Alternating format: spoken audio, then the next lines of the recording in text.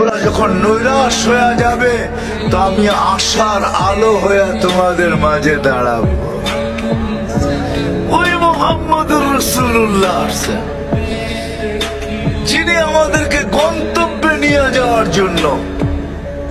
কেন আমরা সবাই যাত্রী, গন্তব্য আমাদের কবর, গন্তব্য আমাদের আখিরাত, গন্তব্য আমাদের জান্নাত। এই জন্য কোন স্থানে আমাদেরকে ভোলেন নাই, কোন জায়গায় আমাদেরকে ভোলেন নাই।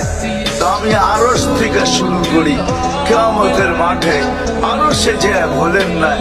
তো আল্লাহ বলতেছে, বন্ধু কসমতুল কিয়ামত ইসমাইল, কিয়ামত দুই ভাগে ভাগ করছি। আমি জানি আপনি উম্মতি বলে চিৎকার দিবেন, আর কেউ উম্মতের নামও নিবে না।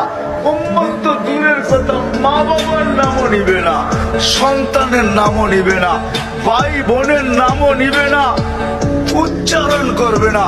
এক হাদিস না বললেই নয়, আল্লাহ রসুল বলছে, আমি মুসা আলাইহিস সালামের মতো নবীকে দেখতেছি কিয়ামতের মাঠের দৃশ্য, মুতালাফফিফুন বিউমুদিল আরশ, আরশের খুঁটি ধরে চিৎকার দিতেছে আর বলতেছে, রব্বি লা আসআলুকা উম্মি, আজকে মাকে চাই না, ওয়ালা আসআলুকা উখতি, আমার বোনকেও চাই না, আসআলুকা নাফসি, আমি চাই আপনি আমাকে বাঁচান।